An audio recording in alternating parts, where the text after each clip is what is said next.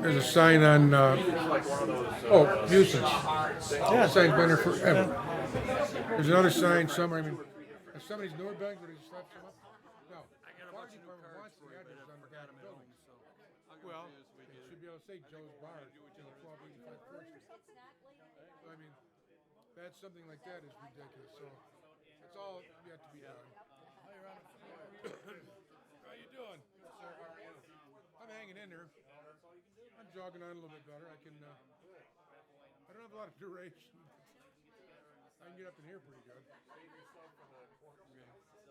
Well, hopefully, my daughter's going to start me trying to drive again. Yeah. As long as I can.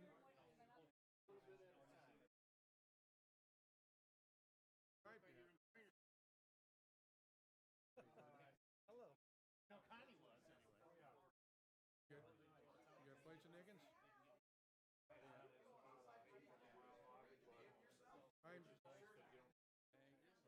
I'm 9 miles above Roscommon. Gregling and Stefan Bridge Road. Where Neff Lake is at? It's a national forest campground. It's the cleanest lake you ever want to sit in, the finest sand. But you gotta walk down a flight of stairs, down in the valley. I'm right across from that, basically. I'm 2 miles back from 72. I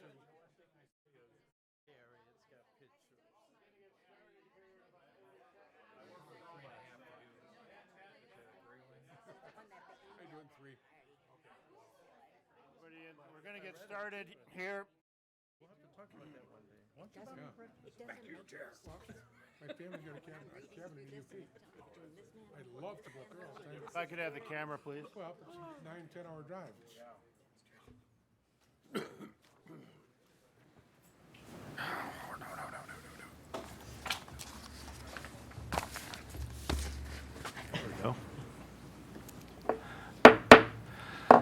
We will call the August 19th, 2019 meeting of the Lincoln Park Mayor and Council to order. If everyone would please rise for the Pledge of Allegiance to our flag, which will be immediately followed by the invocation by Reverend Dave Duran of the Resurrection Church. I pledge allegiance to the flag of the United States of America and to the republic for which it stands, one nation under God, indivisible, with liberty and justice for all. Father in heaven, we pray that you would give this governing body wisdom to enable them to provide safety and security and opportunity for the people in this city, that the cares and fears and concerns of the least in our city would be heard by this council, that the doors would be open for people to work and enjoy their lives and raise their families under your good and loving care. Lord Jesus, please help these people to exercise their authority the way you told us, that the greatest among you will be servant of all. And we pray that you would help them to exercise this wonderful authority with an eye and a heart to serve every member of our city. We thank you for their care and their diligence, and we pray that you would provide them with skill, with wisdom, to exercise these tasks and these responsibilities well. It is in the name of Jesus Christ that we pray. Amen. Reverend, what's the address of the Resurrection Church? Now it is 2071 Porter Avenue. Yep. So. Yes, yeah, we actually, it's kind of a cool story, but Friendship and Resurrection Church came together as Resurrection Church now. Yep. So. All right. Very good. Well, thank you. Thank you for being here. We appreciate that greatly. So we will go to roll call. Councilpersons Breeding. Higgins. Here. Kelsey. Here. Parkinson. Here. Ross. Here. Salcido. Present. And Mayor Carnes. Here. Oh, good evening, everyone. We have a couple notices from the police department that we'll start off with. And the first is the Lincoln Park Police Department blood drive. For those that may not be aware of this has to be the longest running public safety blood drive in the state of Michigan. I'm sure that it's the most prolific. It dates back to the early 90s, I believe, Chief, 91, 92. And they've been bracketing the summer with Memorial Day and Labor Day blood drives for a long, long time, since that time, over 20 years. And the amount of lives that they have saved in that process is just beyond belief. But the next one continues Tuesday, August 27th, 2019, 8 a.m. to 8 p.m. And again, it's at the Kennedy Memorial Center next to the band shell. So please put that on your calendars and come on down. And the chief, in his report at the last meeting, touched on the Citizens Academy and what was going on. But I'll read Jeff Mueller's cover letter here. City of Lincoln Park Police Department is proud to announce the inaugural Citizens Academy. Academy will consist of 9-week training curriculum, 1 night a week for 2 hours, beginning in August 2019. Citizen Academy is a unique learning experience conducted by the police department and is designed to give citizens a better understanding of the mission and operations of the police departments. During the course, participants will be introduced to the basic information that all police officers and must know how to perform their jobs, including such topics as patrol tactics, criminal investigation, use of force, communication, traffic enforcement, crime scene investigation, and much more. City of Lincoln Park is very excited to provide such dynamic training to our residents, and you have been identified, or this is the letter that goes out to them. They do have a couple of open positions for the class. If you have interest, I would have you call Sergeant Jeff Mueller at the Lincoln Park Police Department. Contact number is 313-381-1800, which is the regular police number, and then extension 2402. That's 2402, and or you can email Sergeant Mueller on that. So it's a great opportunity for you to find out what it is like to be a police officer and get a greater understanding of that. Speaking also of Sergeant Mueller and the police department, the Cops Care Picnic was yesterday. It was quite an event. There were a lot of kids that were there. There's lines for the backpacks. I know that Myers was a big supporter of that, as was the Rotary Club, Lincoln Park Rotary Club. A lot of clubs and a lot of people that were there, a lot of kids, several bikes that were given away, and even a major thunderstorm coming through did not dampen things as everybody moved inside of the ice rink for the finishing. So kudos to the police department on a job well done, and for the organizations that supported that. And the police department is always looking for donations. If you want to help them out, purchase a new bicycle and drop it off for them. This time they gave out a nice, not a laptop, but iPad. Those are things that they can use and give away, so keep them in mind. As liaison for the police department, I was at the Public Safety Commission meeting where they spoke of the monthly reports of the police and fire department, but there are two items that I wanted to draw to your attention that you may not be aware of, but it's something that goes on a regular basis with the police department. The first is for Patrol Officer Matthew Parker, who was awarded the Department Life Saving Award.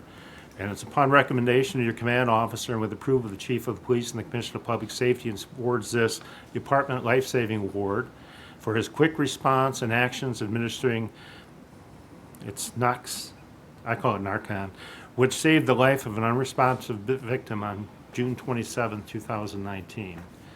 Now, there is another officer that was also honored at that meeting with all of his family. And not only did he save a life in this instance, but this is the fourth life that he has had a part in saving in the past, 2 years. So this is, and that officer is Patrol Officer Raul Villarreal, and it's for his quick response and action administering Narcan, which saved the life of an unresponsive victim on June 26, 2019. And Chief, I have these where they're signed. Excuse me. And I think if you could arrange or ask the officers to be at the next meeting so council can have a chance to thank them in person. Because what these officers are doing is, they have the power in going through and have embraced this life-saving techniques. And it's not an easy thing to do in today's day and age, but the chief has been a big proponent of this. And if not for his efforts, I would easily say that, I mean, between 30 and 40 lives, that people that would not be here as a result of actions that he initiated with the police department. So please join me in thanking our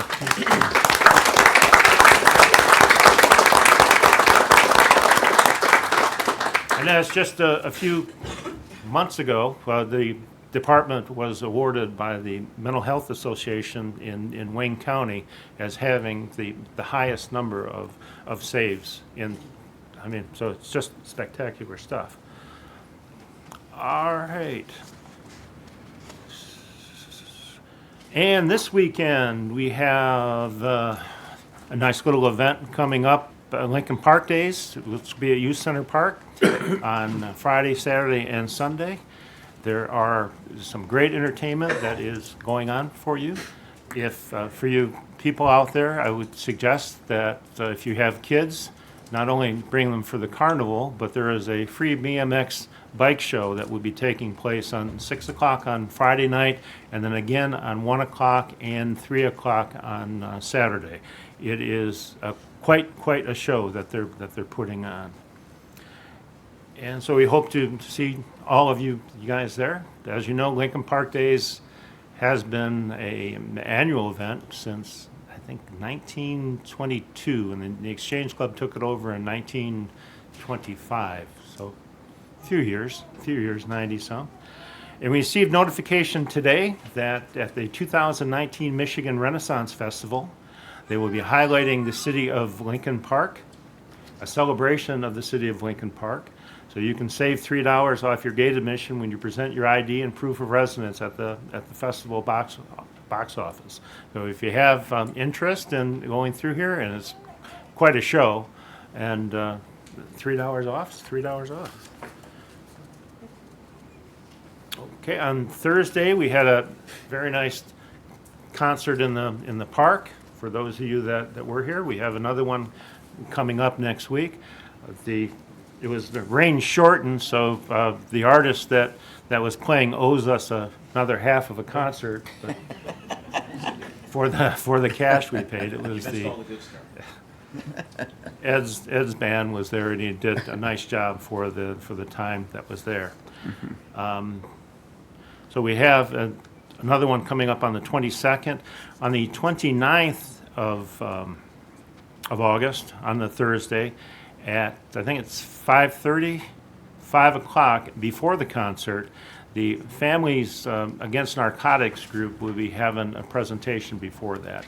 And it's going to go on and lead up to the concert at 6:30. So if you're planning on coming for the concert, come a little bit early, and you get to learn a little bit about the Families Against Narcotics, which will tie into what we were just talking about with the life-saving efforts of the police department too. If you want to see what you can do as an individual person, you can be there for that. We have news that we have several people or a couple people that are leaving. It is confirmed that our city manager will be moving on to the Shores, St. Clair Shores, sometime in October. And we thank him for the time that he's done for us, but he's still got a lot of work to do in a month or so that we can get it. And just learn that our EDC and DDA director, Giles Tucker, has accepted employment with the city of Madison Heights, and we wish him well. He'll be leaving mid-month, next month. Giles, if you remember, started as an intern here and was responsible for the band shell renovation, did a lot. I think there were over $20,000 that was invested into that project.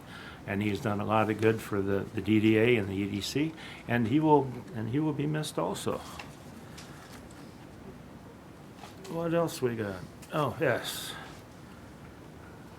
And tomorrow is the big day at City Hall in that it is the day when your taxes are due. Either paying the first installment or paying them all it is due tomorrow.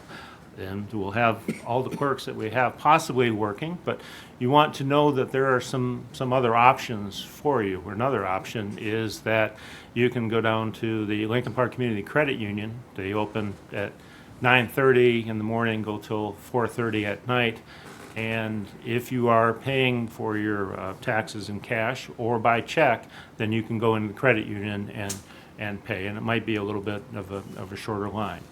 But we're cognizant of the fact that there are going to be a lot of people that are coming in tomorrow to either pay by check or credit card.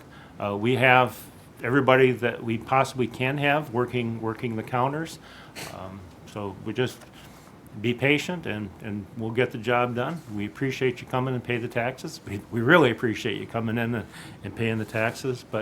And we don't want you to have to wait, but when you wait till the last day, there's got to be, that's what happens. So with that, that's all I got with that. So we'll move on to the consent agenda. Resolved that the following items listed on the consent agenda be approved as presented to the mayor and city council. 1, approve minutes, regular meeting held August 5, 2019. 2, accept minutes, study session held August 5, 2019, RE city manager position. 3, accept minutes, study session held August 5, 2019, RE court facility. 4, solicit bids, CDBG lead-based paint and asbestos risk assessment. 5, solicit bid, employment search firm, city manager. So move. Support. Discussion? Clerk call the roll. Councilpersons Breeding? Yes. Higgins? Yes. Kelsey? Yes. Parkinson? Yes. Ross? Yes. Salcido? Yes. And Mayor Carnes. Yes. That is yours. Thank you.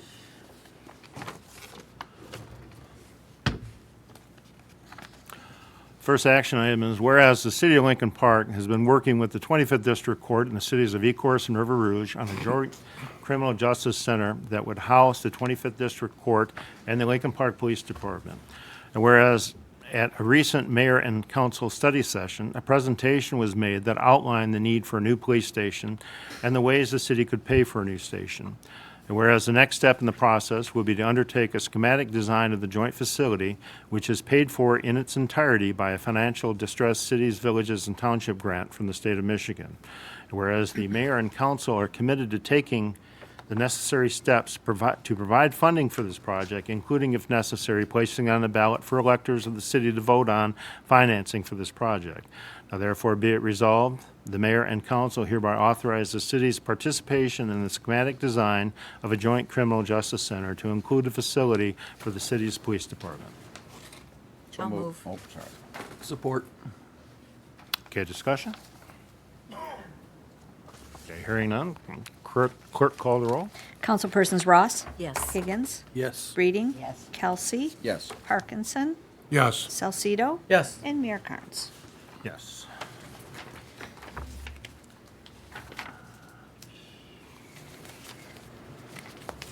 Okay, so this goes with this.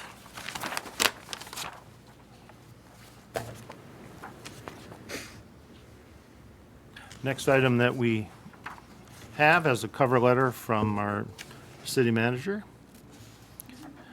This is the right one, right? All right. In working through the logistic to make the recycling program work financially for the residents in GFL, it became apparent that we would have to extend the current contract for refuse and yard waste collection for an additional year. The reason is that the GFL proposal for recycling, they were amortizing the cost of the purchase of wheeled carts over a 5-year period. Without an extension, they would end up doing the cost recovery over a 4-year period, increasing the cost of the program to the city and our residents.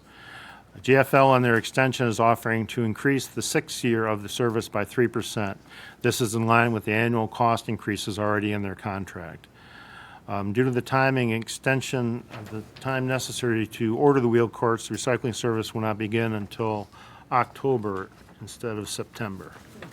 So whereas the city will be implementing a recycling program this year and need to extend the master agreement with GFL Environmental Incorporated for 1 additional year to compensate for the need to have 5 years to pay for the purchase of the wheeled carts. Now therefore be it resolved, the mayor and council hereby approve the extension of the refuse, yard waste, and recycling agreement for a period of 1 year, 1 additional year at a 3% increase for that additional year. And be it further resolved that the mayor and clerk are authorized to execute the extension on behalf of the city of Lincoln Park with GFL Environmental Incorporated. So move. Support. Discussion? Question, Your Honor? Yeah. For Mr. Kopler. I know that last time when we talked about this, you said the billing would start in September. So now being that it's going to be October. Yeah. It'll be October. Yeah, we already, now. yes, we already talked. There may be Okay. something you have to do to authorize that, but we'll bring that back to the next meeting. But the intention would be we wouldn't start until October. Thank you. But there will be, just to let you know, because we've ordered the stock for that, so there will be a place for it, but it'll say 0. Okay. Okay, further discussion? Just to let you know, the date we're planning is October 21st. Oh, nice. Good evening, Council Mayor. The October 21st is the most reasonable date to start. It'll be a Monday. From the time this is approved and signed, it'll take 6 to 8 weeks to get the proper equipment, the carts, and the trucks ready to go. So we looked earlier at the calendar. You're probably looking at the 21st of October.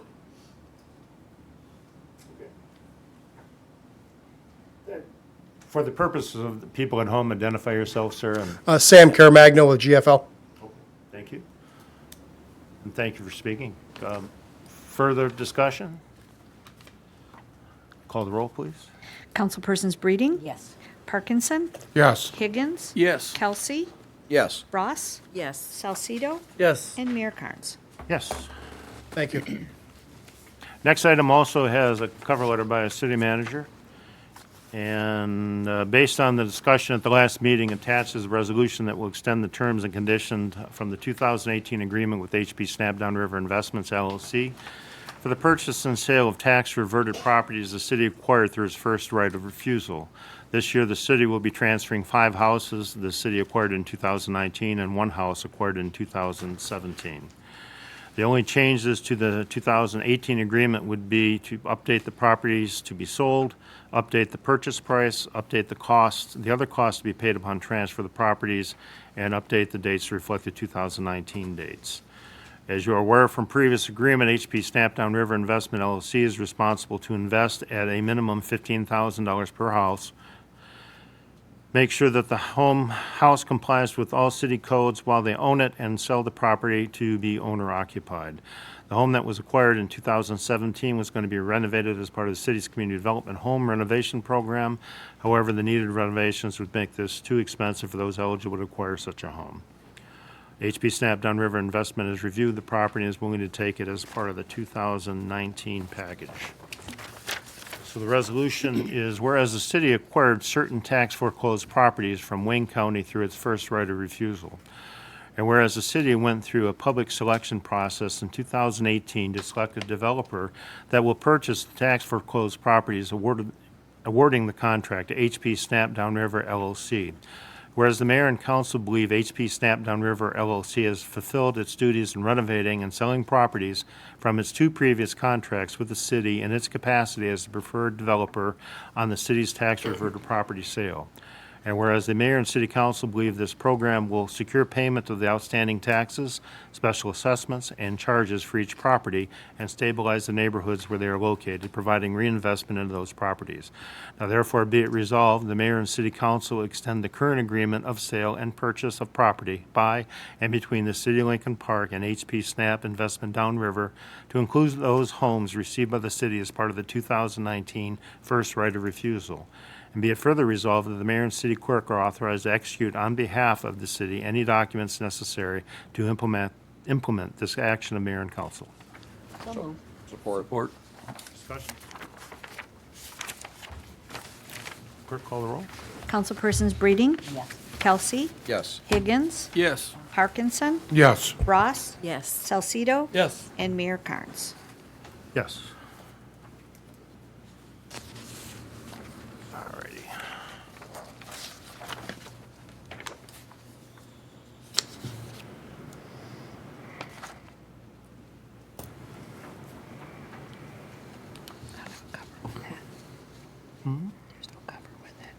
I'm just making sure I'm at the right spot.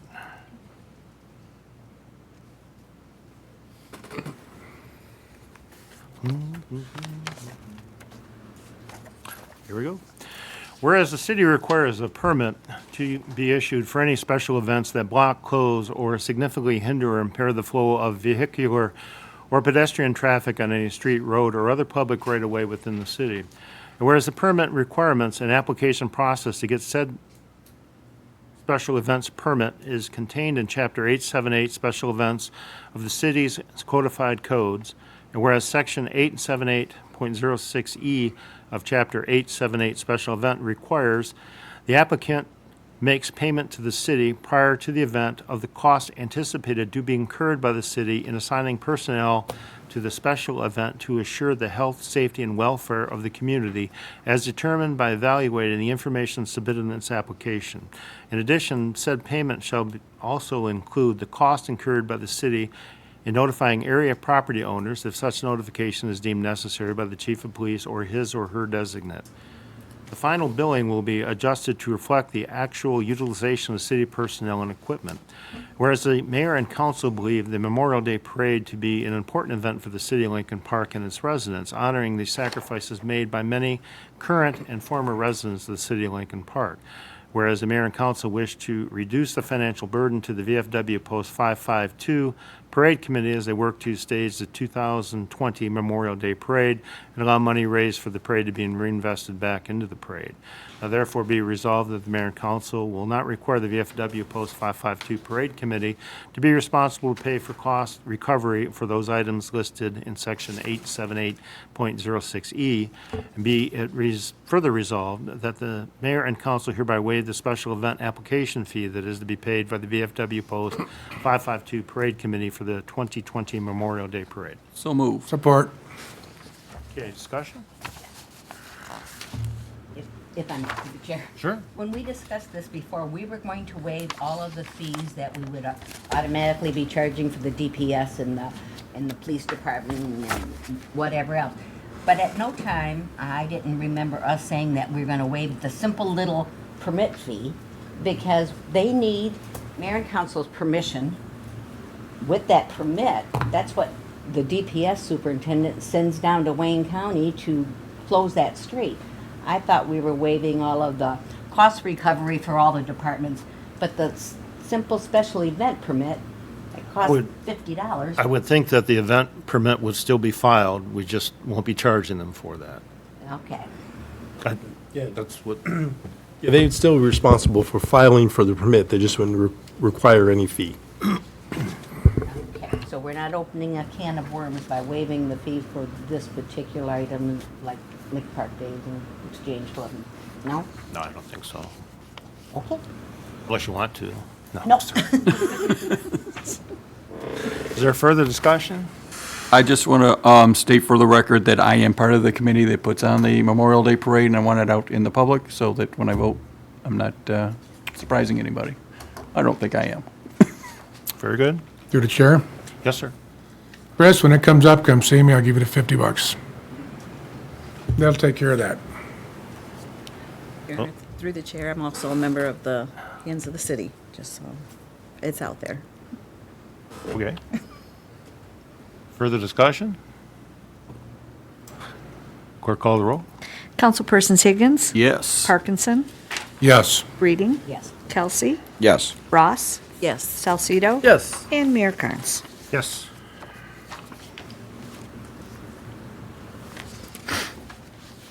This item, whereas the city's original field sheets are in need of preservation and accessibility.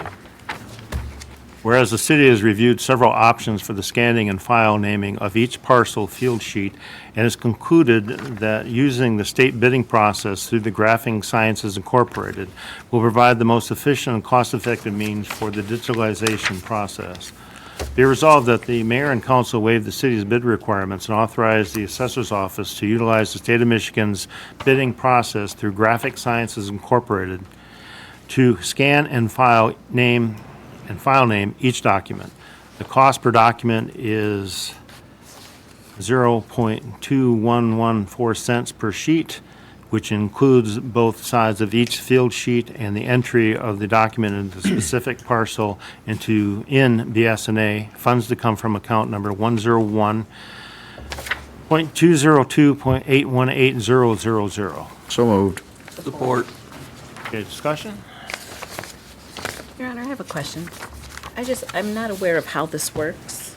So does somebody come in and do that, or are we sending our paperwork out? We have our assessor. Good evening. We will box it, they will come get them, they will bring them back, and it's a pretty simple process. They do this fairly often. Bob, I need you to give your name. Oh, Bob Brazo, and I'm the city assessor. Thank you. You're welcome. Just through the chair, since he's here anyway. We box it up, we give it to them, they take it away. Do we have backup information if We do. something happens? Okay. I'm sorry, Your Honor, one more question. Yes, go ahead. Because as I was looking through the paperwork, we were given the cover sheet for the quote, but it says 1 of 4. Can we get the other 3? Sure. Yeah.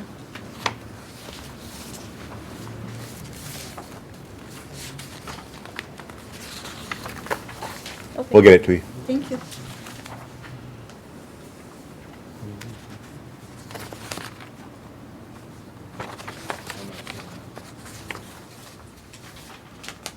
Oh, I didn't have that. Okay, thank you, sir. Is there anything further discussion? All right. Clerk, call the roll. Councilpersons Kelsey, Yes. Higgins, Yes. Reading, Yes. Parkinson, Yes. Ross, Yes. Salcido, Yes. and Mayor Carnes. Yes. And those of you that don't know, Bob is our new assessor, and his crew has been doing a great job for us and been getting a lot done. So we appreciate their efforts. We really do. Next item we have has a cover letter from Doreen Christian, our Director of Community Planning Development, Parks and Recreation. And on April 1, 2019, Resolution 125 was passed authorizing Century 21 All-Stars to market and sell city-owned property renovated using CDBG housing stock improvement funds. Bless you. And authorized Matthew Koppler, city manager, to represent the city of Lincoln Park at closing and sign all necessary documents. With Matthew Koppler leaving the city, it is necessary to amend this resolution to allow for the sale of the property. So resolved that Resolution 2019-125 dated April 1, 2019 be amended to read, resolved that Century 21 All-Stars, 4159 Fort Street, Lincoln Park, Michigan, is designated as a real estate agent to market and sell city-owned property renovated using CDBG housing stock improvement funds, with the resulting real estate fee to be paid at closing from the proceeds of the sale. Resolved that the balance of the proceeds from the sale of the property be placed in CDBG Housing Stock Improvement Program Revolving Loan Fund. Be it further resolved that the city manager or director of community planning and development are authorized to represent the city of Lincoln Park at closing and sign all necessary documents. So move. Support. Discussion? Clerk, call the roll. Councilpersons Higgins, Yes. Ross, Yes. Reading, Yes. Kelsey, Yes. Parkinson, Yes. Salcido, Yes. and Mayor Carnes. Yes. This item also has a cover letter from Doreen Christian, our Director of Community Planning and Developments. Yearly, the city enters into an agreement with SMART for the municipal credit and community credit. These credits are used to offset the cost of a DCC bus driver, SMART tickets, and taxi tokens available to senior-aged residents, and the cost of administrative staff that runs these programs. So, Whereas SMART offers the city municipal and community credits, and whereas the city uses the credits to defer the cost for the DCC bus driver, SMART bus tickets, and taxi token program for senior-aged citizens. Therefore, be it resolved that the mayor is authorized to sign the fiscal year 2020 municipal credit and community credit contract with SMART. So moved. Support. Discussion? Clerk, call the roll. Councilpersons Kelsey, Yes. Higgins, Yes. Breeding, Yes. Parkinson, Yes. Ross, Yes. Salcido, Yes. and Mayor Carnes. Yes. Next item has a cover letter from Matthew Koppler, our city manager. In 2018, the city entered an agreement with the Lincoln Park Downtown Development Authority to provide snow removal and ice control services for the parking lot in downtown. Because of the relative success of the trial agreement, the DDA wishes to enter into a longer-term agreement. New agreement will be for 5 years beginning October 1, 2019. The rate for providing this service to be held at $35,000, the same amount that was agreed to with the original one-year agreement for years 1 and 2. In the third year, the amount increases to $40,000, where it stays for the remainder of the contract. Whereas the Lincoln Park Downtown Development Authority wishes to enter into a contract for the city to provide snow removal and de-icing services for the parking lot the DDA maintains, and whereas the city of Lincoln Park has the equipment and manpower to undertake such services, now therefore be it resolved that the mayor and city council approve the snow plowing and de-icing agreement with the DDA for a period of 5 years beginning October 1, 2019 and ending September 30, 2024. Be it further resolved that Mayor Thomas C. Carnes and the City Clerk Carrie Kerr are authorized to execute said agreement on behalf of the City of Lincoln Park. Support with a question? For discussion? Do we have a mover? I'll move. Oh, sorry, go ahead. Had it backwards. We had problems, complaints about this last year. Did those problems get straightened out? Well, we didn't have a whole lot of snow. That was a good Well, thing. but there was some complaints, even though there wasn't a lot of snow. If there's Well, less, those were, as a representative of the DDI, I can tell you that those were resolved to the point where we were happy with the service and want to continue on. thank you. Through the chair, I just have a question. I'm correct, the city's going to be providing this service? Yes, the city Okay. is, and the DDA will providing the cash. Okay. Question through the chair, just Yes. clarification. The DDA is paying the DPS or the city? City. It doesn't go to the DPS? Because it says that it's not a problem for the DPS, and I beg to differ, that they seem shorthanded over there. It's not a problem to free up a person for this service? That's a general question. I don't know if Mr. John understands that, or Mr. Manager? I mean, It was never presented to me that this would provide any burden to the DPS. because it says city has equipment and a manpower, I see that, so, all right. And the theory with the DDA is if they were able to do that, it would much rather go in-house than contract out to have the people come in when we have the equipment and people here that would help out. Okay, further discussion? Your Honor, Yes. one quick question, the liability. Somebody gets hurt on snow on the ground, is that the city's liability because we didn't remove it, or is it DDA's liability because they're in charge of it? Well, actually, it'd be close because the city owns the property Okay. and the DDA maintains it, so I'm sure that both will be named parties as it goes through. One clarification, thank you. All right. Further discussion? Call the roll, please. Councilpersons Breeding, Yes. Parkinson, Yes. Higgins, Yes. Kelsey, Yes. Ross, Yes. Salcido, Yes. and Mayor Carnes. Yes. Next item has a cover letter from John Kazoo, our Director of Department of Public Services and Engineering. Tennessee Engineers Incorporated is requesting a change order, which is number 1, for the 2019 miscellaneous sewer repair program with a total change of $42,389.10. The additional work is Winchester and Emmons, adding additional pipework required. Second one is New York Avenue west of Electric, conflict with existing utilities. Number 3, Pagel west of Electric, additional pipework required. And number 4, Applewood Avenue south of Capitol, conflict with existing utility pipe and additional repair.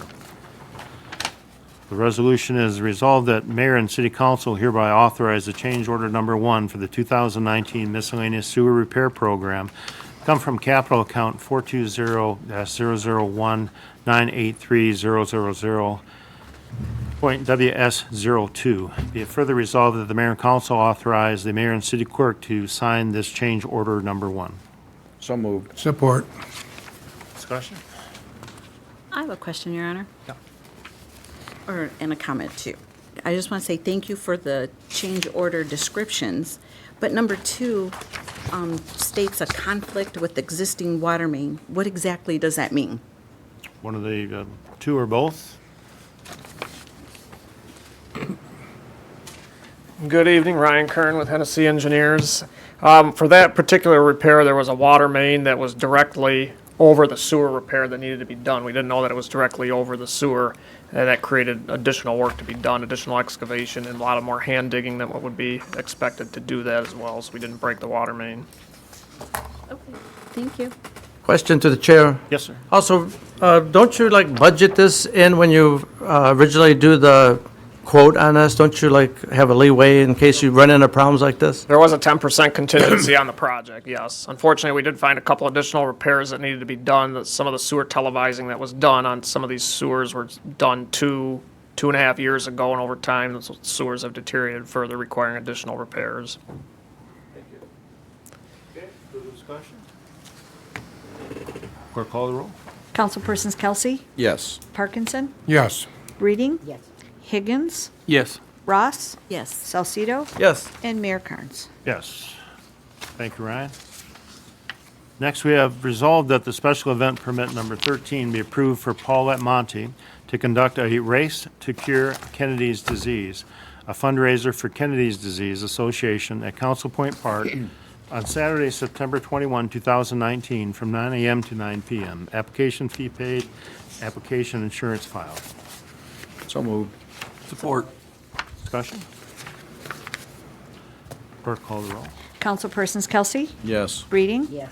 Higgins, Yes. Parkinson, Yes. Ross, Yes. Salcido, Yes. and Mayor Carnes. Yes. Next item is resolved that the mayor and council hereby authorize special event number 14, 20th Anniversary Annual Community Appreciation Barbecue, sponsored by the Pellaview Family Dentistry. The family event will be held September 13, 2019, from 6 p.m. until 11 p.m. at the Pellaview Family Dentistry, 3784 Dix, Lincoln Park, Michigan, 48146. Further be it resolved that the event shall comply with Ordinance 666.04A2 noise. Application fee paid. I'll move. Support. Discussion? Call the roll, please. Councilpersons Ross, Yes. Higgins, Yes. Reading, Yes. Kelsey, Yes. Parkinson, Yes. Salcido, Yes. and Mayor Carnes. Yes. And then resolve that mayor and council hereby authorize special event number 15, Trunk or Trick, sponsored by the Kids First Pediatric Dentistry. The family event will be held on October 13, 2019, from 12 p.m. until 4 p.m. at the Kids First Pediatric Dentistry, 3778 Dix, Lincoln Park, Michigan, 48146. Further be it resolved that the event shall comply with Ordinance 666.04A2 noise. Application fee paid. So move. Support. Question? Clerk, call the roll. Councilpersons Higgins, Yes. Ross, Yes. Reading, Yes. Kelsey, Yes. Parkinson, Yes. Salcido, Yes. and Mayor Carnes. Yes.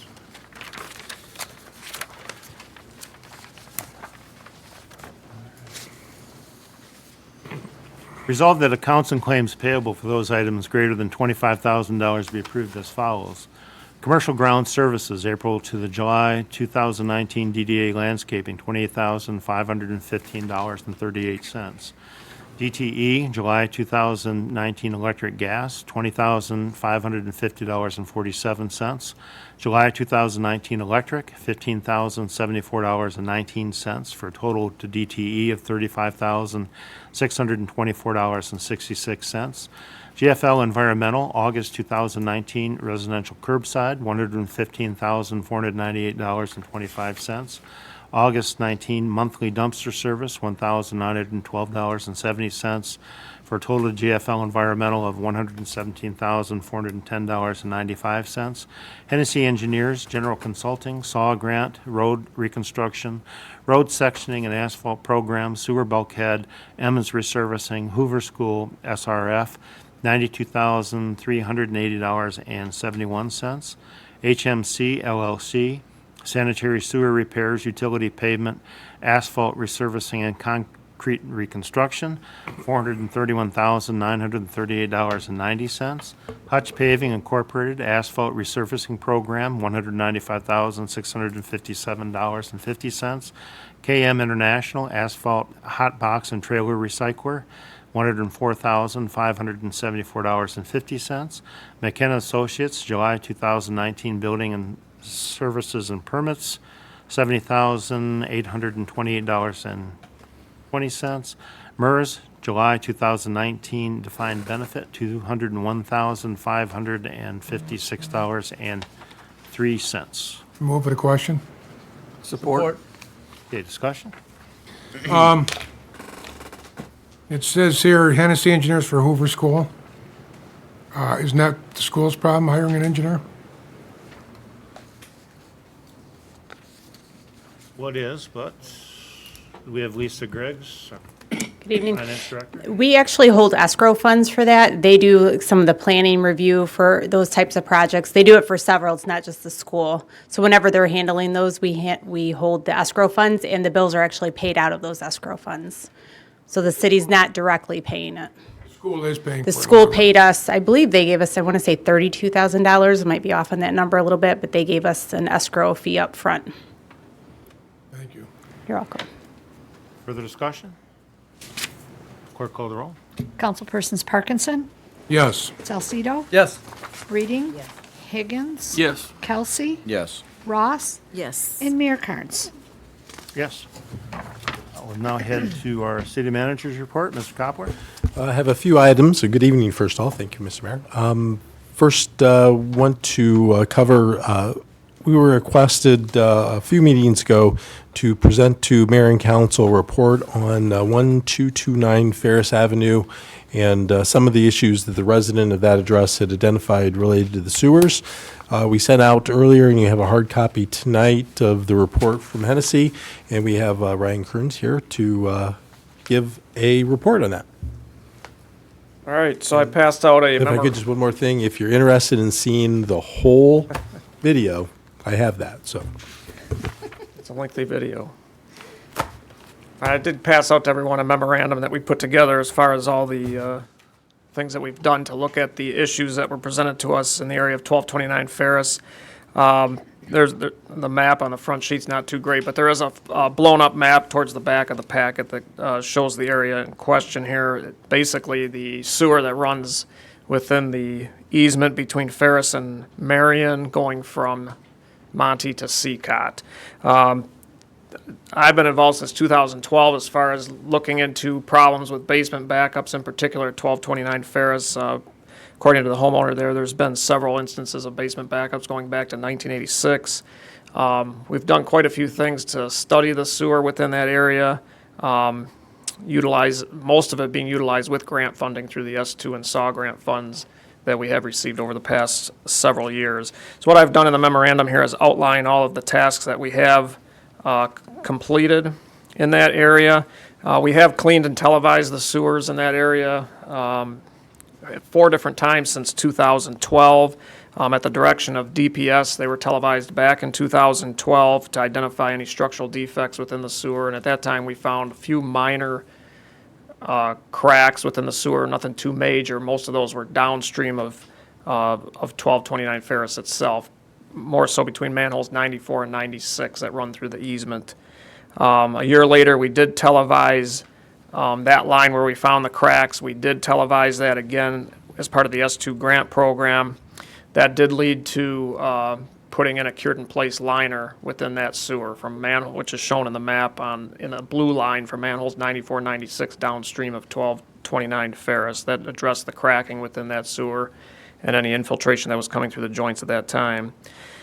We did, based on a request of the homeowner, we did televise again in 2016 at the direction of the city. We televised that upstream end, manholes 92 through 93 and 93 through 94 that run through the southerly Monte easement that runs along the north side of 1229 Ferris.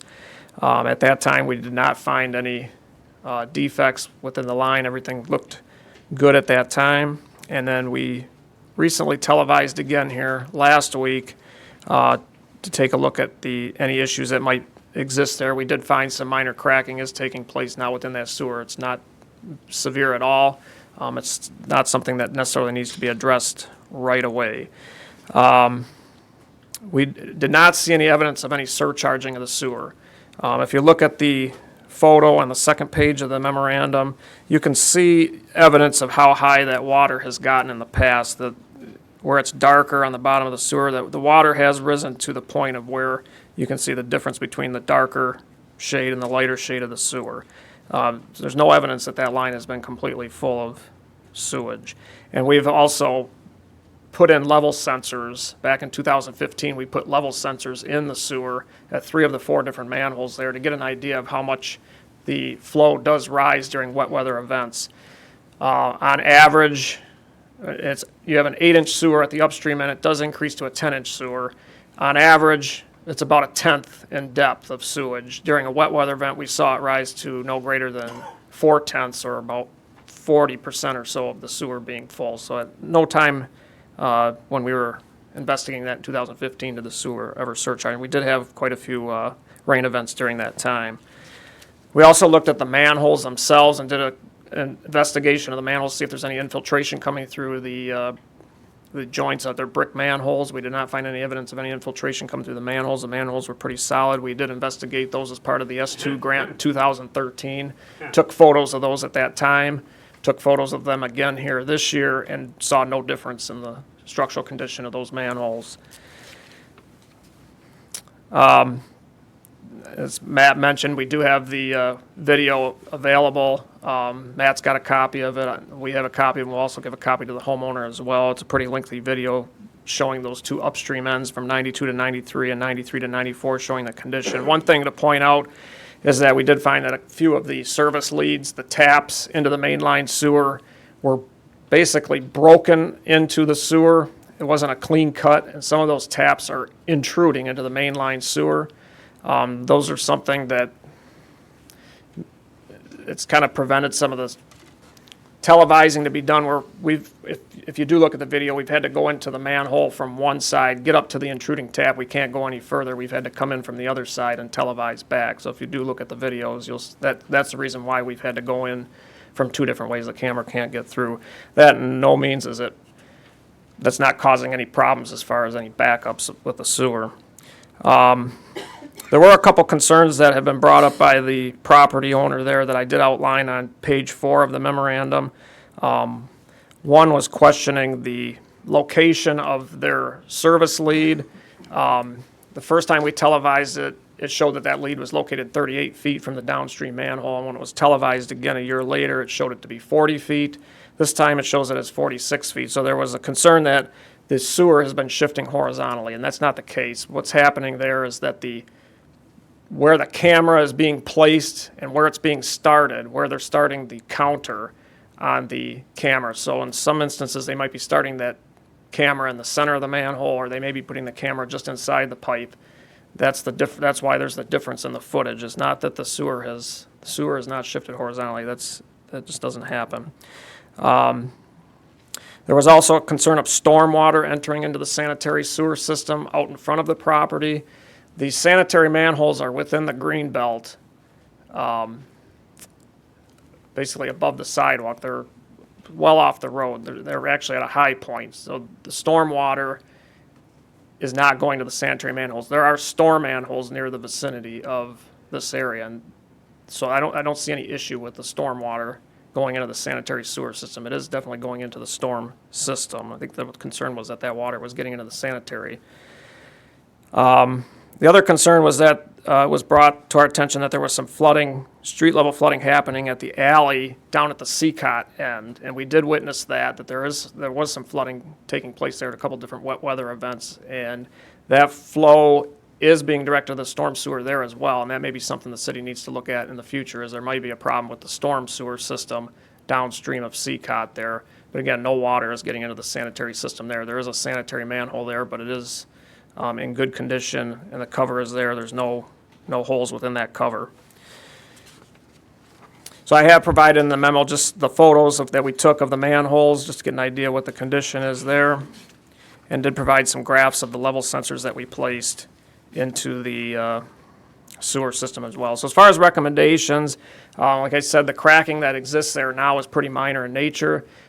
Based on the SAW grant study that we're currently doing, cleaning and televising sewers, there's a lot of sewers out there that are in a lot worse condition that would need to be addressed more so than this one. It's very minor cracking. It's something that probably will need to be addressed in the near future, and I would suggest that we continue to monitor the sewer every so often. I know that DPS does go out there and clean that sewer.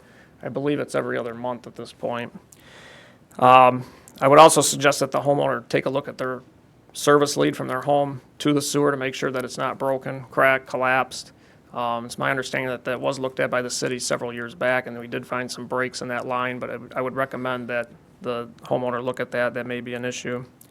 And again, just doing some further investigation of the storm sewer system downstream of Seacott may be worthwhile too, to eliminate the flooding in the alley. I'll entertain any questions that mayor and council may have. Chair? Just go ahead. Yes, Ryan, is it safe to say, though, when the alley floods, it has no bearing on the houses flooding? That's correct. That's all going to the storm sewer system, correct? I did see this on email earlier, and I did read it. It was very extensive. Thank you very much. No problem. Ryan, what do you, she's obviously experienced flooding at her home. What would be the primary cost for that as you looked in that? What do you believe would be the primary cost? I don't believe there's been any complaints from any nearby homes. At least we haven't received any. I think the issue probably has to do with that property itself. I think it would be important to have their lead televised to see what issues that are there. Because of the age of the home as well, the footing drains are most likely tied into the sanitary sewer system. So during a heavy wet weather event, there may be some surcharging going on with the amount of water coming Running from her home into could be compromised? Correct, yes. And then how would she take care of that? Is that something where she'd have to hire a plumber to come in? That's correct. You'd have to hire a plumber. Since it's private property, you'd have to hire a plumber to come in there and televise that, yes. Okay, now isn't there part of something that we had with the service leads? Was that, then that is through the CDBG. That would be, okay, there's an application process for that, whereas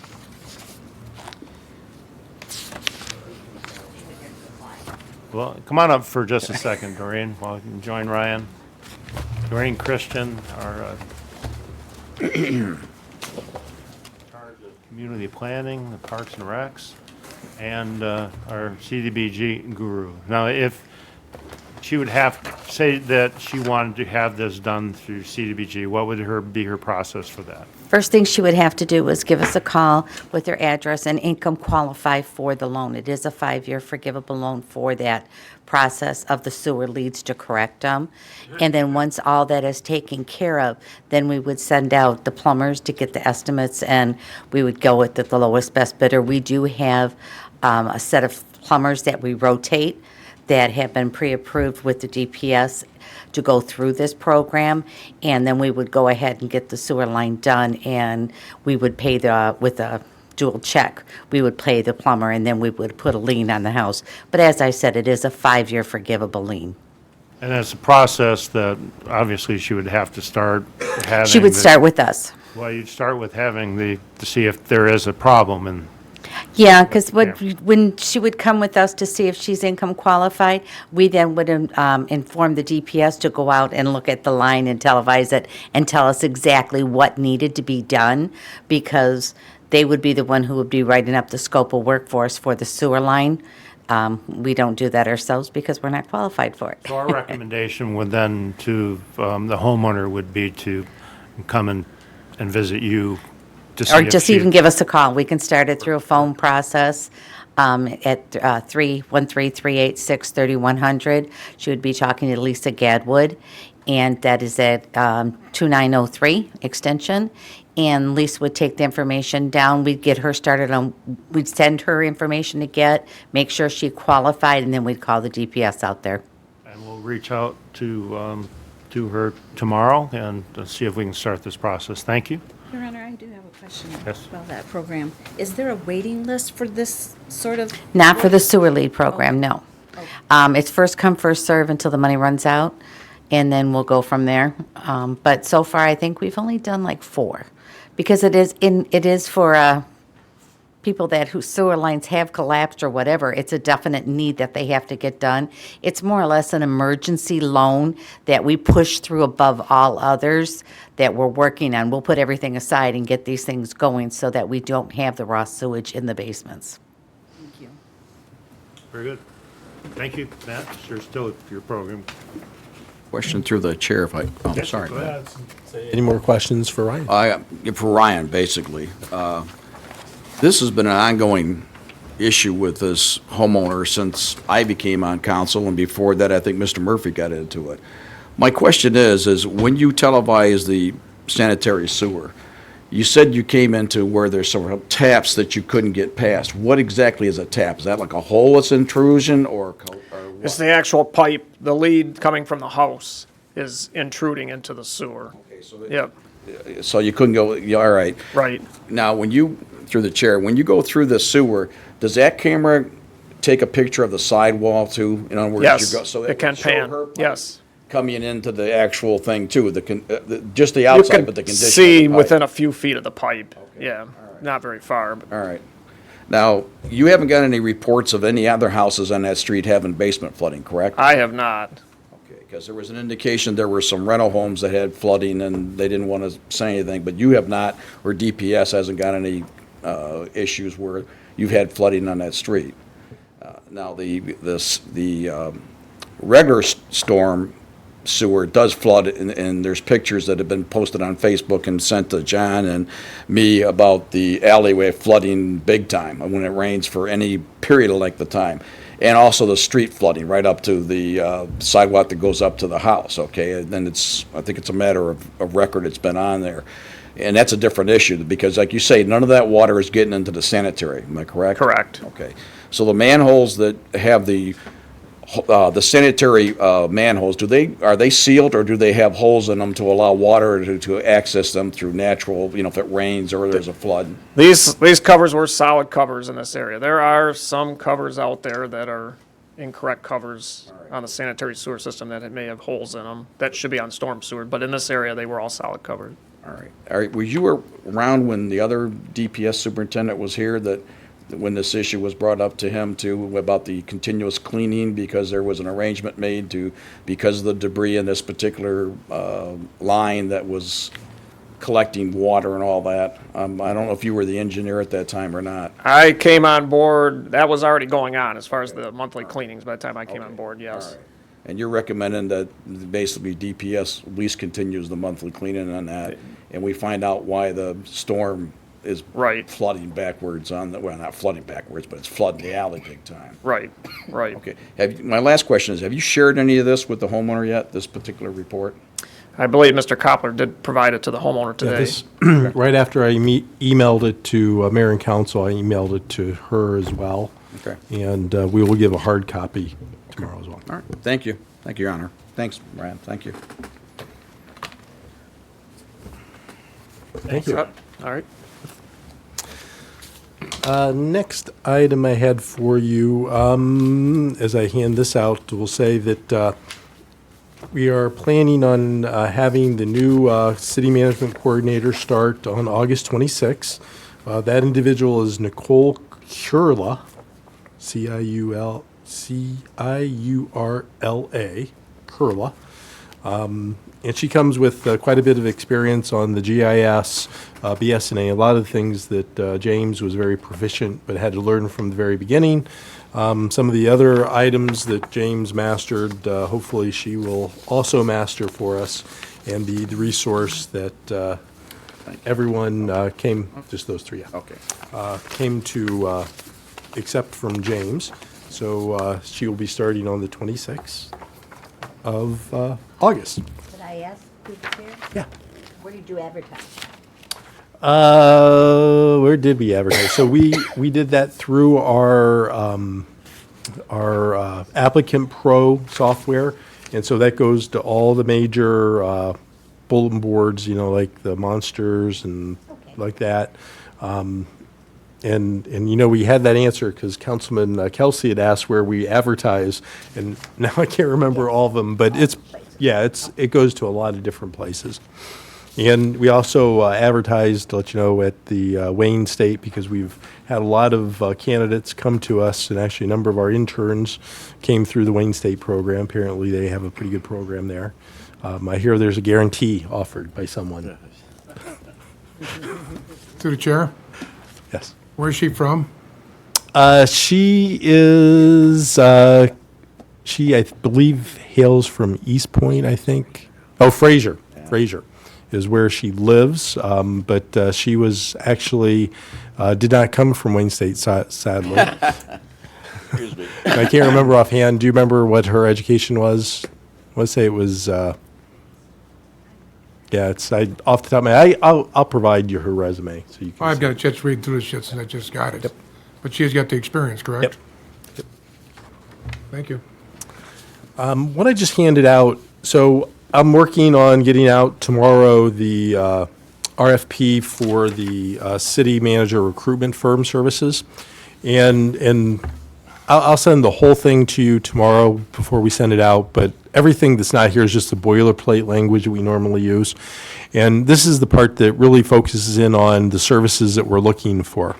And for the most part, all the services I think are ones that you would want to see done.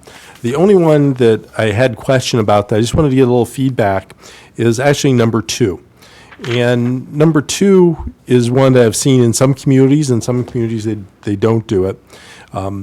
If you don't go with number 2, what you're going to be getting is the number 1, which is, you know, working, the firm would be working with you, and also some of the key staff to determine, you know, what you're looking for in the next city manager in terms of qualifications and attributes and characteristics and so on and so on. The item 2 would expand that out to actually do more of an outreach to the community as well, and ask the community what they want to see in the next city manager, as well as more of the city staff. So, you know, if you don't do number 2, number 1 would be you, and again, some of the key directors of the city, probably all the department directors, where if we go with number 2, it'll be reaching out to the public as well as most of the city employees as well. So I didn't know if there's a cost, and that's why I wanted to bring that up. We could include it in there, and I can write in such a way that they can provide that as an add alt if you want to see what that cost is. But I didn't know what your feelings were on that. Again, the rest of them are pretty standard, and I think you would want anyways. But that's the only one that is, I think, a little bit. Again, I've seen communities not do that, and I've seen communities do that. I wanted to get your input. No, see what the cost is. I could see it being a benefit, but I'd like to see what the cost is going to be. So I have it written as an add alternate. Is that okay for everyone? It sounds That good works to for me, yes. Okay.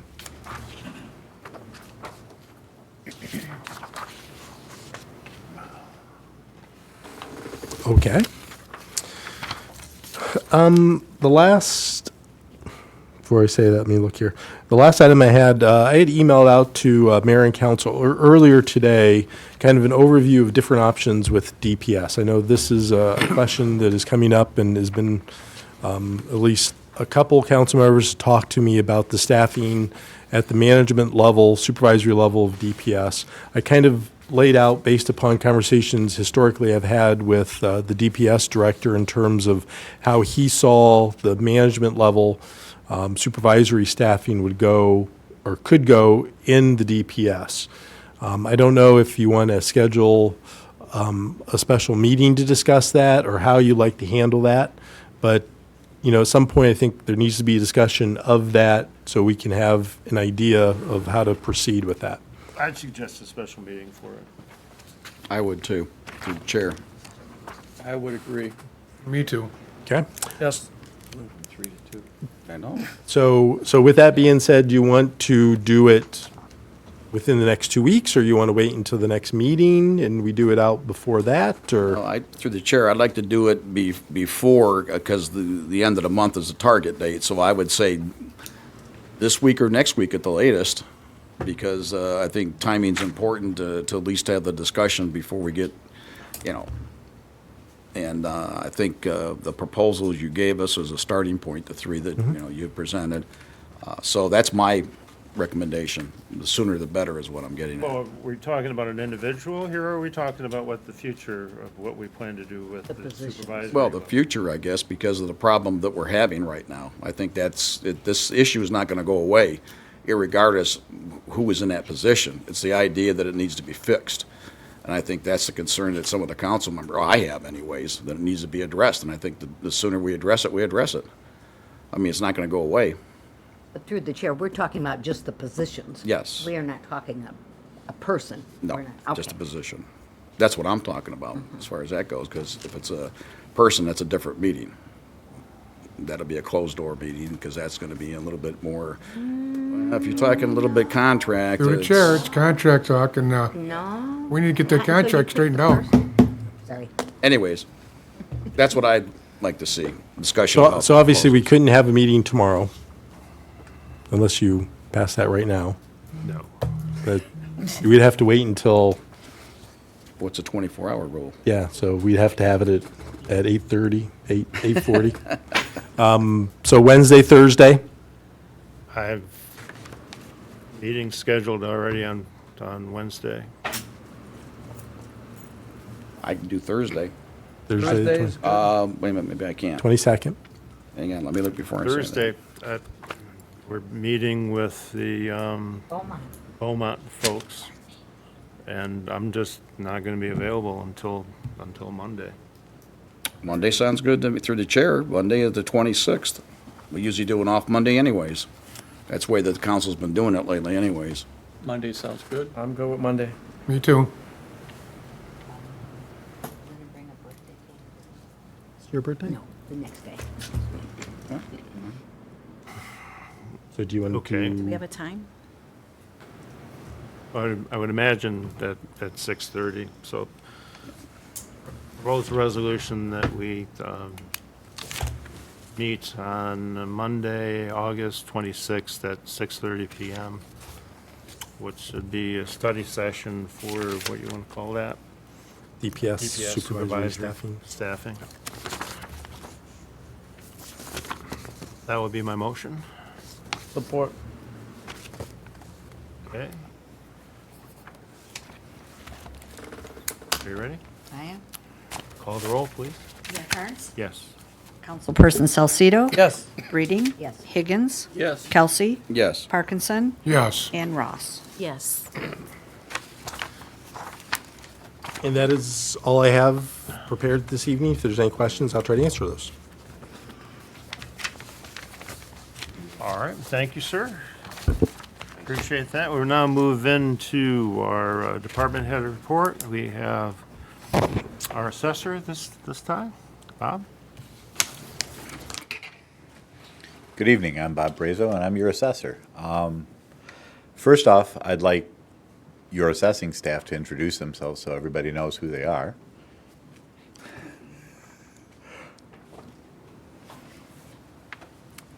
Hi, I'm Nancy Nutter. I am the staff assessing clerk, and I'm the one that works in both Melvindale and in Lincoln Park. I'm almost a year now in the assessing field. I'm going to be taking my MCAT training in September. I work Monday, Wednesday, and Friday over at Melvindale, and then Tuesday, Thursday here in Lincoln Park, or as needed here in Lincoln Park. And then so far, I think the consortium's working out really well. We've got a lot accomplished and looking forward to working with everybody. Some of the faces I know, some of them, I'm learning. So, but feel free to ask any questions. And like I said, I'm looking forward to working with you all.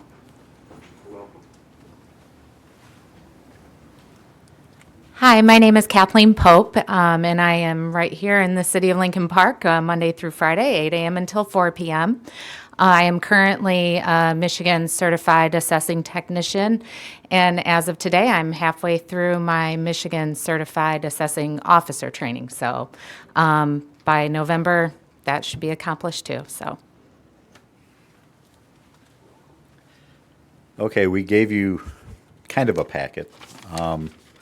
If we give you too much stuff, especially assessing stuff, everybody falls asleep. So we'll go through it pretty quickly.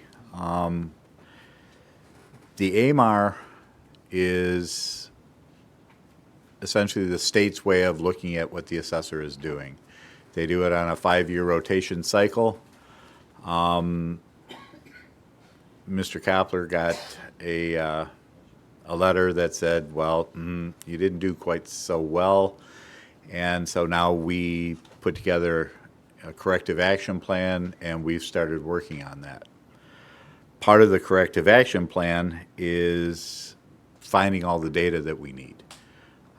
We found somewhere between 3,000 and 4,000 forms that we're going through that weren't filed, and we're reviewing those and putting them in order and making sure they're properly entered. We're about 2/3 through. The PRE reviews.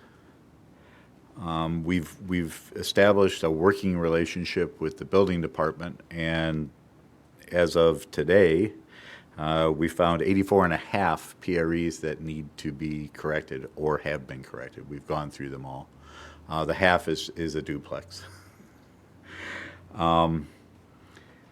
We've gone through the office. If you've wandered by there, it's a very different looking office than it used to be. We've done this with a minimum of expense. We got rid of the old filing cabinets. We put to use some of the normal cabinets, and you can't see them. They're in the closet.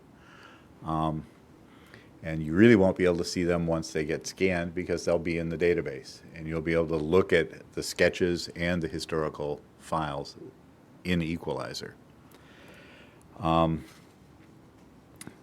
AMAR.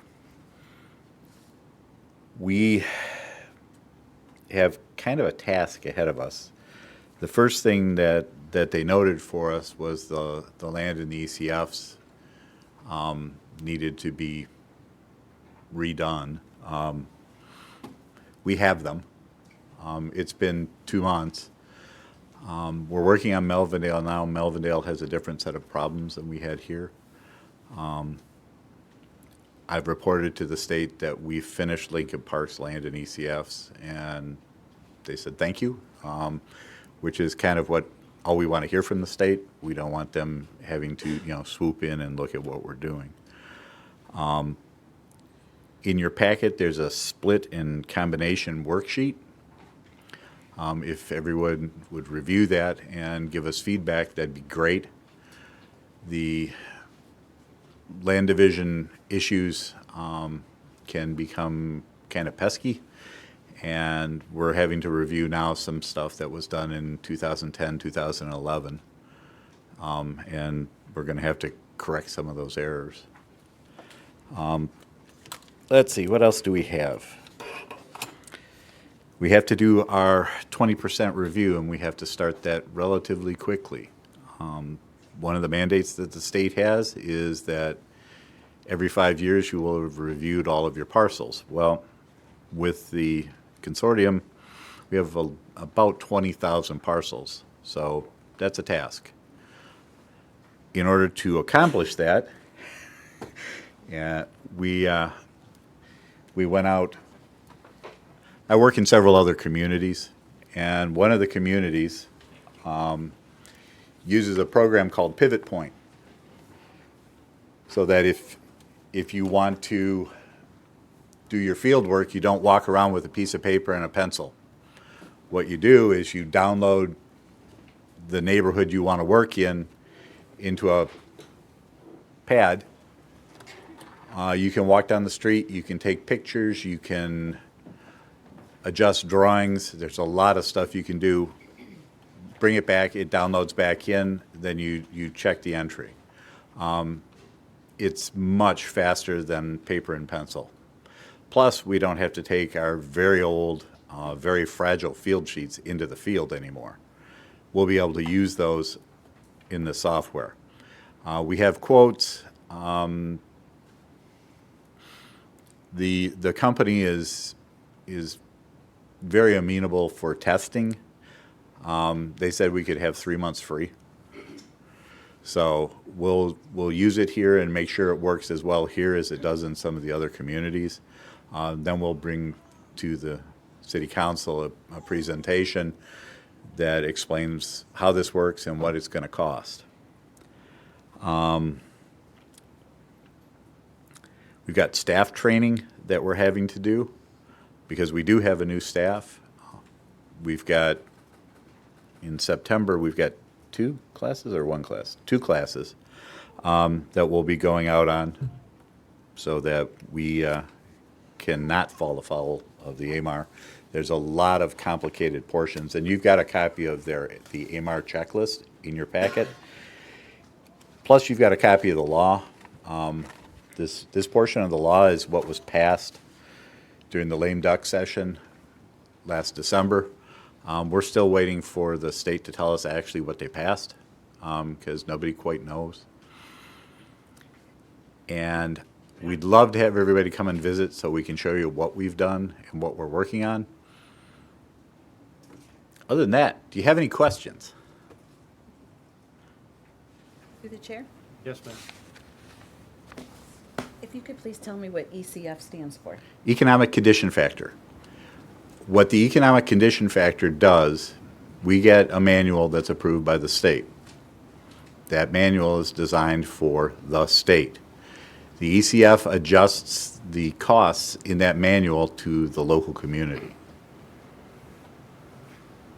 And that's based on sales. And if you want to come down, we'll show you the analysis. And we have coffee, so. There you go. Anything further? Well, thank you both, and it's very nice to meet you, and I'm sure that we'll all stop by. Thank you. We'll now have citizen communications. Excuse me. My name is Duchesne, and I live in Lincoln Park. There is talk on the city council about a new city manager. I have come up with a theory on how they put their resume in. I think the key is city population. Our present city manager is going to a city with a population of around 59,000. The larger the population, the larger the salary, I think. That is how a city manager gets a promotion without calling it a promotion. When the city starts to get its resume of the people who want to be our city manager, the majority will be from cities with a less population than Lincoln Park, I think. There are some reasons. What I said has some exceptions. Our first city manager proves that. I think the population issue is something the council should think about. And I noticed they all want, some of the council was talking about experience. Well, even our present city manager had to start somewhere.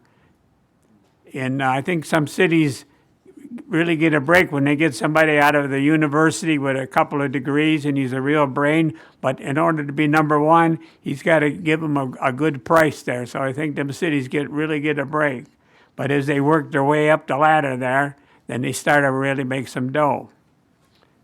Through the chair, can anyone tell me when the city council meetings are rebroadcast? What time? I can't figure it out. Sometimes they get the band shell or a study session.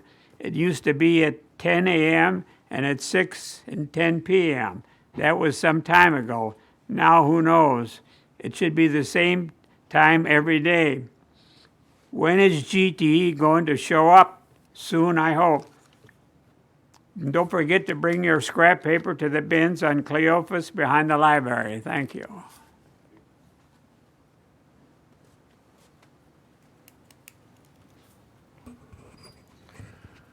Good evening. Good evening, Chris Starzinski.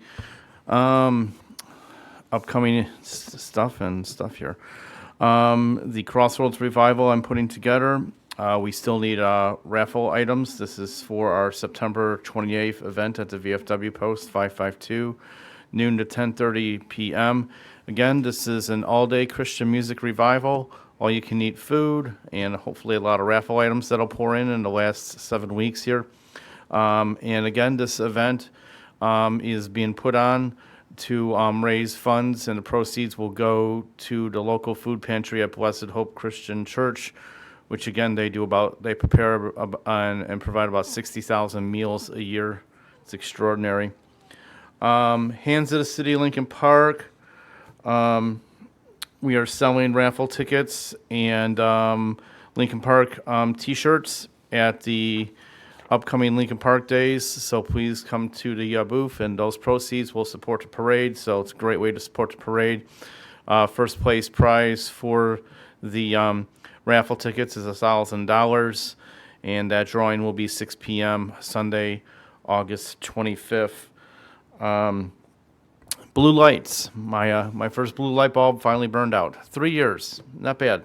So Home Depot, $5.46, something like that, for an LED blue light bulb. So let's. I haven't seen a lot of new ones lately. Since I have glaucoma and I'm legally blind, and I don't get to drive around much after dark.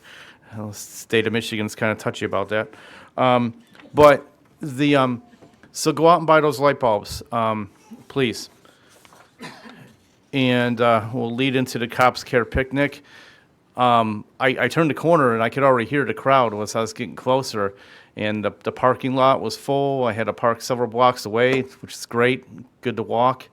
And I couldn't get a hot dog because honestly the line was too long and I had to get back home and do some other things. So, and it was a fabulous turnout. And I mean every day I'm proud to be a Lincoln Park resident, but yesterday was really special. And it was just an honor to shake the police chief's hand and say job well done, because it was wonderful. It really was. And thank you to CERT, who always helps out with that event. Hands of the City of Lincoln Park, we still need 4 more volunteers, so call me, 734-775-2267. We're getting very close to that magical number of 25 volunteers that I personally think we need. So, Lincoln Park Community Association, remember our Downriver Open House is Sunday, September 28th, 1 to 4 p.m. at the Icarus Hall. That's 16774 4th Street, right next to the Park Restaurant. Everyone is invited. Business owners, residents, anyone who once had a dream about Lincoln Park. We want to get everybody involved and network. I've extensively invited all public officials within the Downriver area. And let's get together, get to know each other on a more personal level, and decide what we think the future of Downriver should be. And I've invited a lot of organizations, and I invited all the media. So let's just get together and talk and get to know each other. Honestly, I can't even read what that says. So, all right, thank you.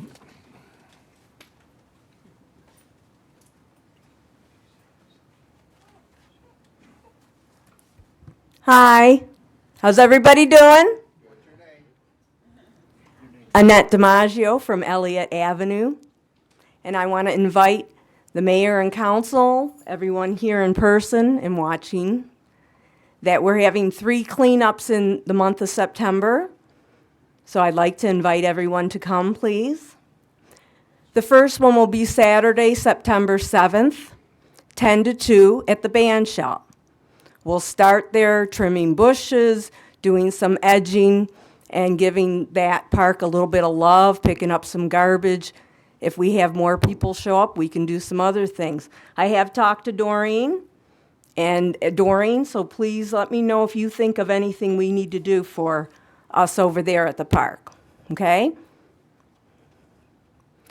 The second cleanup is on Saturday, September 14th, 10 to 2 at the Historical Museum. I so appreciate what they do there for us. I think it's beautiful, and it's a great gem in the city.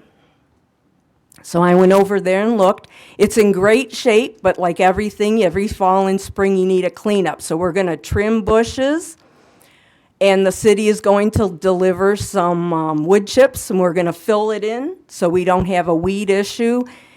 Jeff has asked if we would paint the flower boxes and possibly around the porch.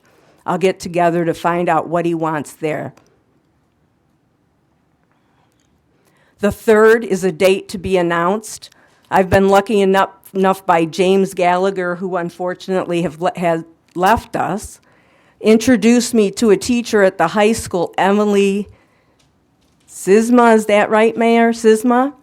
She's a science teacher, and she has a green team, and they're very interested in planting butterfly and bee pollinating flowers. In the around Memorial Day, we did one quadrant of the 4 quadrants in Memorial Park. So we are going to do another quadrant after Labor Day. I want to allow her to pick the date for that, and I will come back and let people know about that. So these are the things I'd like you to bring to one of these 3 events.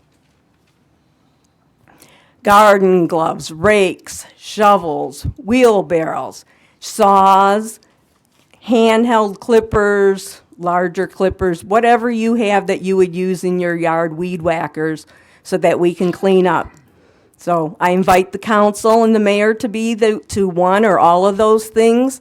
Anyone in the audience, and especially any of the complainers, please show up. Thank you.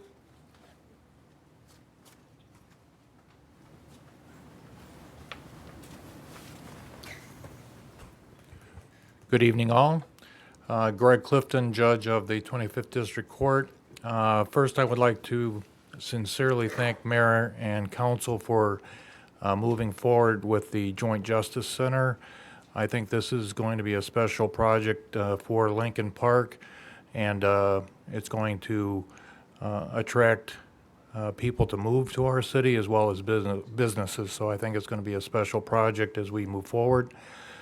Secondly, to follow up on Mayor Karn's earlier statement, I would like to invite all to attend our Downriver Families Against Narcotics picnic 10 days from now on August 29 at the band shell here in Lincoln Park. We're going to have some great food, music, and some very special speakers, including our mayor, Mr. Carnes, as well as Congresswoman Debbie Dingell and our representative Cara Clementi. So it'll be a great event and an opportunity to learn more about the drug epidemic that we continue to deal with, unfortunately.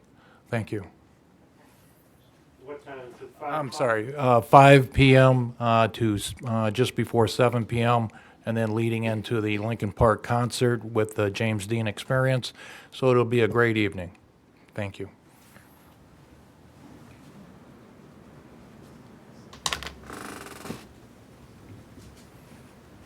Mike Horvath, resident of Lincoln Park. Please enjoy Lincoln Park Days. Get together with friends, family, and residents and enjoy. Just a reminder, please don't drink and drive with the holidays here, and be safe and be careful for the children. Thank you very much, and enjoy your Labor Day weekend.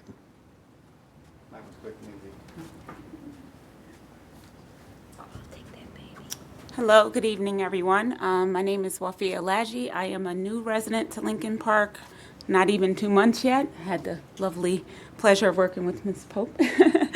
I have paid my taxes already. I am very big on sustainability, and I was kind of bummed when I first moved here and there was no recycling program. I have like bags of recycling in my house that I have to take somewhere else, and it was really annoying. But I'm happy that you guys are going to be starting, we are going to be starting recycling, so that's great. In addition to that, I would love to see the city, if possible, in the council, maybe consider starting a sustainability program here so that we can educate residents and on recycling and becoming a zero waste city. I work for Henry Ford College. I am on the Sustainability Council there. I've gone to international and national conferences on sustainability, so there's a lot of information I could provide to the city on just different ideas and things that we can do to educate residents about it, because I think we should go zero waste. That is all. Thank you. Have a good evening. Seeing no one else approaching, we will move on to oral reports of the mayor and council. Council President Breeding. Well, I want to remind everyone that we're still lacking Parks and Recreation commissioners. They're having terrible trouble trying to have a quorum on that commission. So if you're interested at all, please apply. If you need any information, you could talk to Doreen Christian, and she would be able to tell you exactly what they do at the Parks and Recreation Commission. And then the Lincoln Park Days. You know, it's year after year after year. I took my children there, took my grandchildren there, and now everybody's all grown up, and I have to avoid the sunshine, so I can't come out till after dark. But anyways, I'm looking forward to it, and I'm especially looking forward Bless you. I'm sorry. To the candy-coated almonds. I'm hoping they have them again this year. So please come out. Everyone stay safe. And I'm very proud of the fact that we really don't have really any incidents. So when you're going to Lincoln Park Days, keep your eyes open, look around. We want to remain safe and everybody have a good time, and that's all that I have. Thank you. Councilman Salcido. Yes, just 2 items. Once again, I was at the Cops Care picnic yesterday. I didn't get a hot dog either because the line was too long. But great event, Chief. A lot of happy kids, I noticed. And also, I hope to see everybody at Lincoln Park Days. That's all. Councilman Ross. Thank you. Just a quick reminder that the next household hazardous waste collection will be Saturday, October 3rd from 8 to 2 at the Wayne County Community College Downriver campus. That's on North Line and Taylor. That's Saturday, October 3rd from 8 to 2. And then I wanted to let you know that Kiwanis, the club of Lincoln Parks, it's actually called Club of Downriver East, they're sponsoring a bookmark contest through the library for students. Any school-age student is eligible to participate, and what we're doing is asking for students to design a bookmark. So if you have a student, have them go to the library. There's a box there on the counter with blank bookmarks. They need to be turned in by October 1st, though. So we're looking forward to a great turnout on that because Kiwanis is very new. And then Annette reminded me with her volunteer effort for the cleanup that the Cops Care picnic was beautiful, absolutely beautiful. But we did have a volunteer group there before the kids arrived. And for the life of me, I am embarrassed because I can't remember the name of the group that cleaned it up. But if you happen to know, please tell them thank you. There's a group of autistic students that were cleaning up the park in preparation for Lincoln Park Days, but then they timed it so that they could clean it up and then come to the event also. Yes. Very nice. Thank you. Councilman Higgins. Thank you. I'd like to first talk about the DDA. They've now signed contracts, so they'll be able to finish the lighting that they've been putting up on Southfield will now be extended into the 4th Street, and the whole down area will now be getting new lights. And with the new lights, we're also getting new trash cans throughout our downtown. So congratulations to DDA, keeping the movement forward. Very sorry to hear that we are losing Giles, but his work has come a long way with our downtown. And his lights will shine for a long time. I'd like to also talk about the need for some commissioners. The Community Improvement Group, we've lost a couple. We're having a hard time getting our committee together, and we would like, anybody would like to volunteer, again, please call the band shell and ask what the Community Improvement Committee does and see if you fit in. Very, very good group and very a needed group. And speaking of things that are needed, the food banks in the downriver area and in Lincoln Park are getting depleted. This time of year this happens. We don't have as many people coming forward and bringing in food. The Lincoln Park Moose has stepped up and they are running a food drive from now to January 1st. You can bring by any non-perishable food, bring it to the Moose, and they will see to it that it gets to a food bank. The Lincoln Park Moose is doing this in conjunction with the Hands of the City. They are going to do this, like I said, to the first of the year. On the first of the year, New Year's Eve, the Lincoln Park Moose will host the Lincoln Park Penny Drop this year. And at that point, we will make an announcement about the amount of food that was donated and make some kind of proclamation. I'd like to invite again everybody to Lincoln Park Days. Come out, have a good time. I personally will be there most of the day, on both days, at the Hands of the City booth, and they will be selling the golden tickets. Still a good chance to turn your $1 into $1,000 at a drawing. That's all for this evening. Thanks, sir. Councilman Kelsey. Thank you, Your Honor. Through the chair, I'd like Bob to stand up for Marshall Bullock's office back there. I think Bob's doing something on this thing. Bob, he's the AA to Marshall, our Senator Marshall Bullock. Everyone.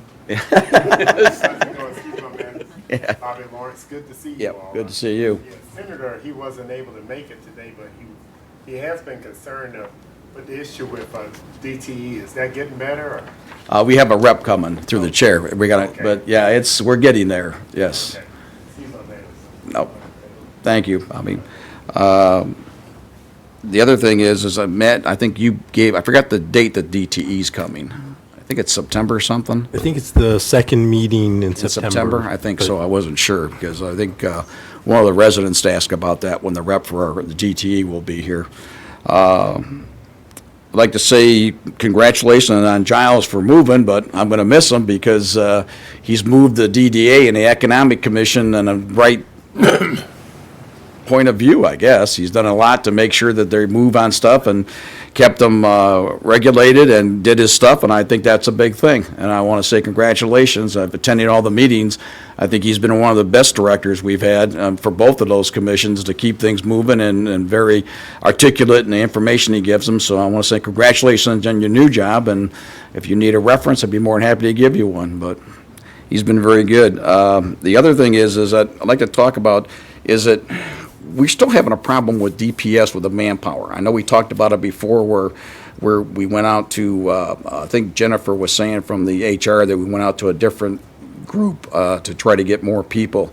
It just seems like we have a problem filling the temporary and permanent jobs, which basically affect when you figure the hours and a lack of manpower we have. So I don't know if the city is, I know we've had some applicants that didn't quite pass the first part, but I mean, I don't know if there's any other resources we can activate or use to see if we can get more people, because every time you turn around, people are talking, they're looking for better paying jobs, and I mean, the city is a pretty good place to work. I mean, you work with a bunch of great people, you do a lot of stuff, variety, you never get bored at DPS, so I'd like to say that, if we can look at that, revisit that, because, we did get some candidates, but we're still lacking those positions, and this has been an ongoing problem for DPS for some reason.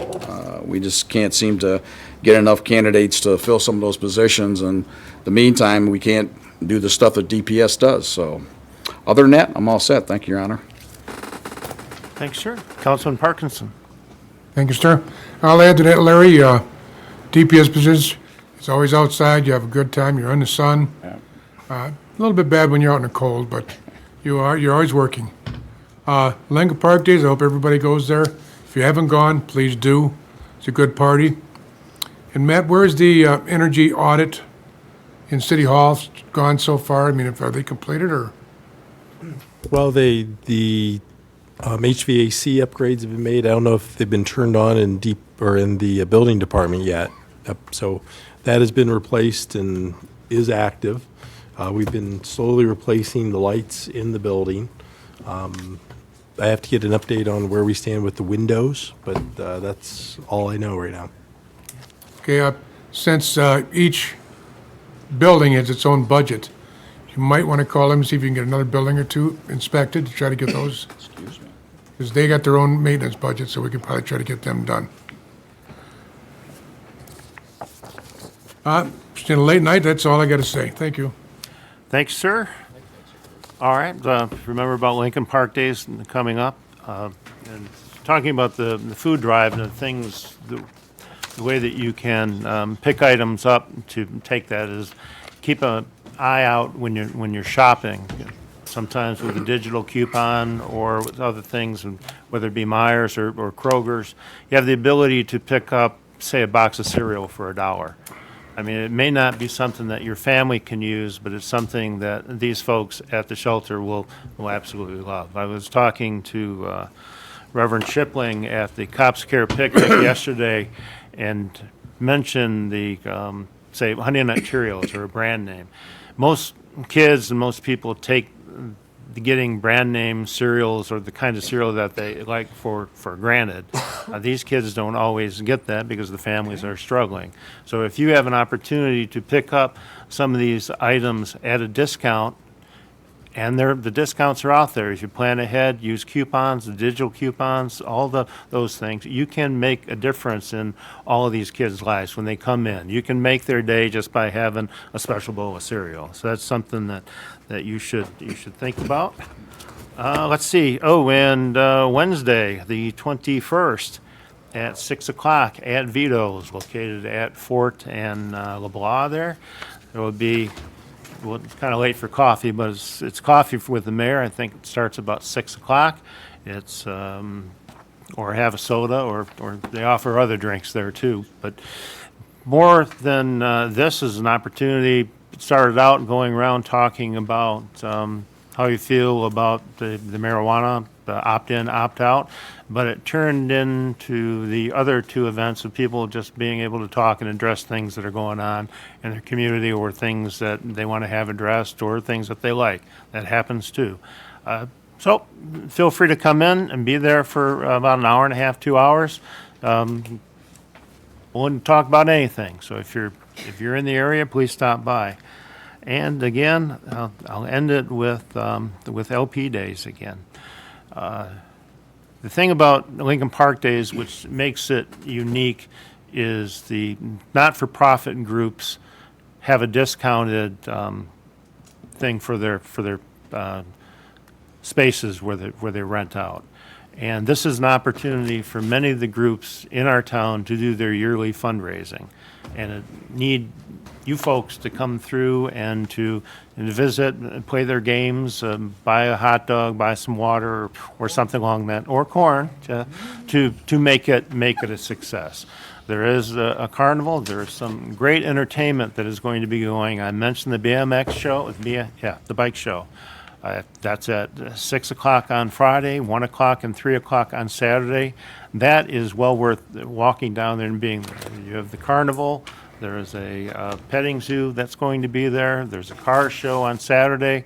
There's all kinds of good things that are going on. Even Mr. Copper is going to be managing the booth there. So, hey, can't go wrong. And with that, I'll entertain a motion. So moved. Support. Clerk, call the roll, please. Councilperson Salcido? Yes. Kelsey? Yes. Reading? Yes. Higgins? Yes. Parkinson? Yes. Ross? Yes. And Mayor Carnes. Thank you for letting